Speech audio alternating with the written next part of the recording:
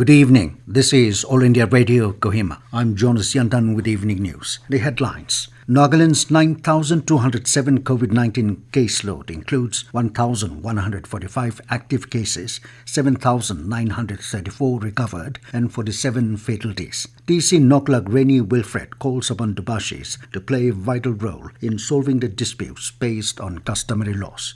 United Nations General Assembly adopts two India-sponsored resolutions on nuclear disarmament, and Prasar Paraday enters into MOU with Bhaskaracharya, National Institute for Space Applications and Geoinformatics.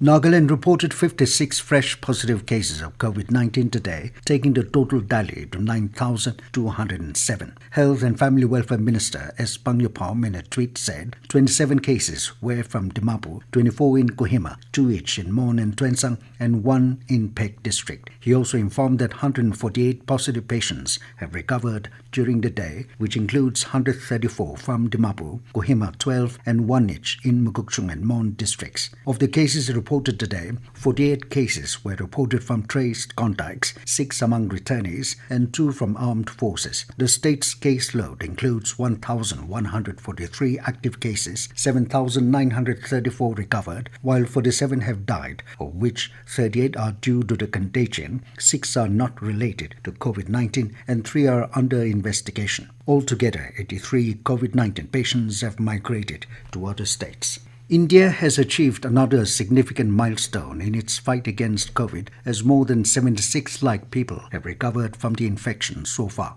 The national recovery rate has reached 92.09%. With overall recovery of nearly 76 lakh 56,000 patients, the recovered cases in the country stand at over 14 times the number of active cases. Over 53,000 patients recovered and were discharged in the last 24 hours, whereas the new confirmed cases reported in the same time span stood at nearly 46,000. The total positive cases in the country today stands at 5,33,787, which comprises merely 6.42% of the total reported cases. The Tuensang District Dubashi DP's Union Bifurcation Program was held at the DC Conference Hall, Noklak, today.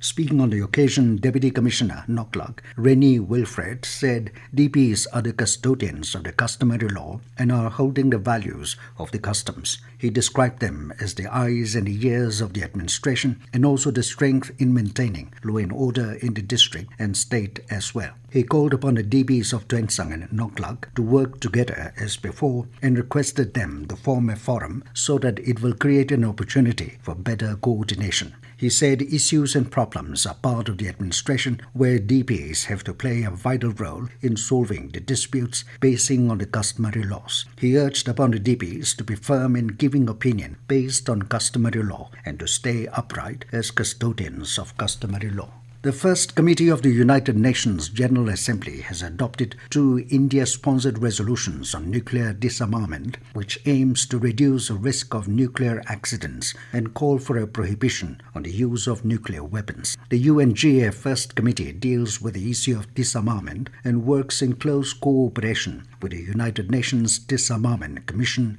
and the Geneva-based Conference on Disarmament, the other two bodies to deal with the nuclear issue.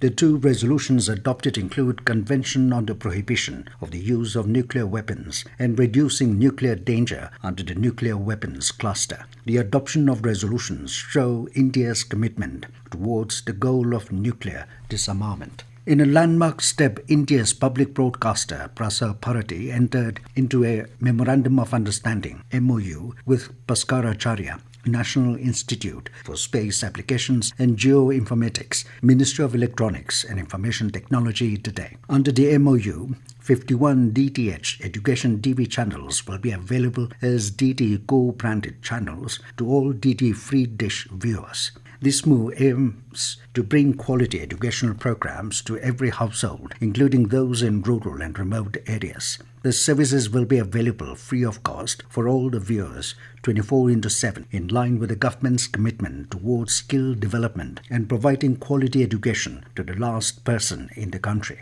This initiative will go a long way in achieving government's goal of providing education to all.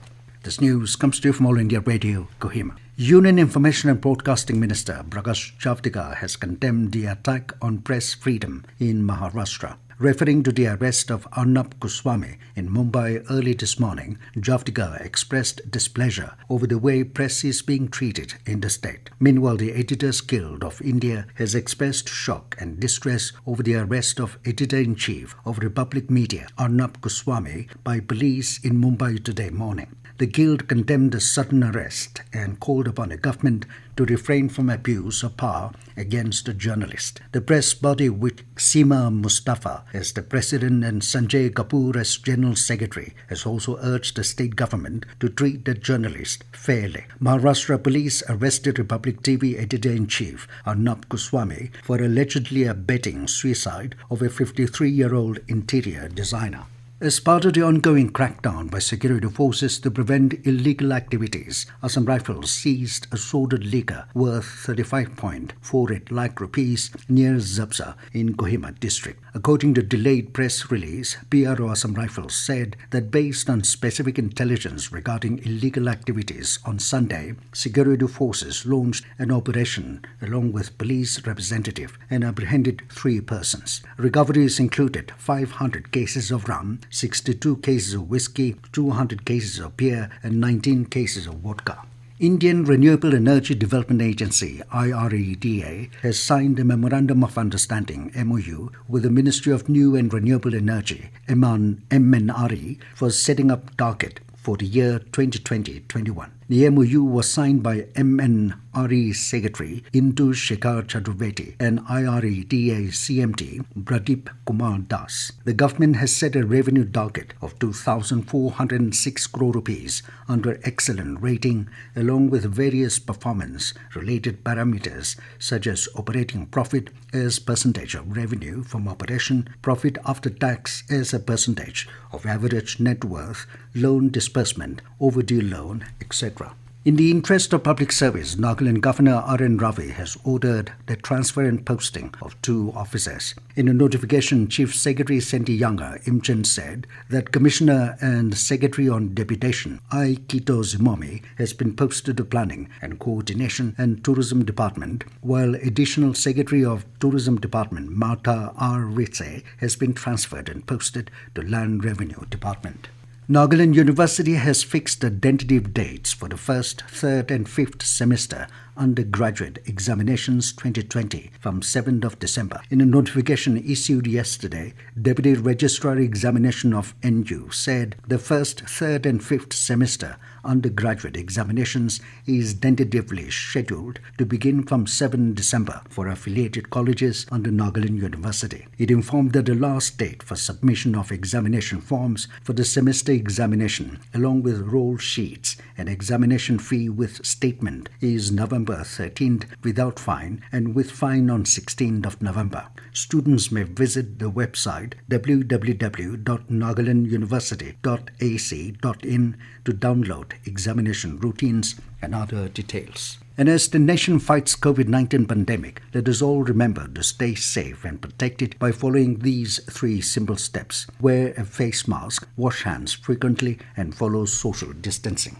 And now 20 news, here are the main points again. Nagaland's 9,207 COVID-19 caseload includes 1,143 active cases, 7,934 recovered, and 47 fatalities. DC Noklak Reni Wilfred calls upon Dubashis to play a vital role in solving the disputes based on customary laws. United Nations General Assembly adopts 2 India-sponsored resolutions on nuclear disarmament. And Prasar Bharati enters into MOU with Bhaskaracharya National Institute for Space Applications and Geoinformatics. That is all we have in this evening news bulletin. Good night.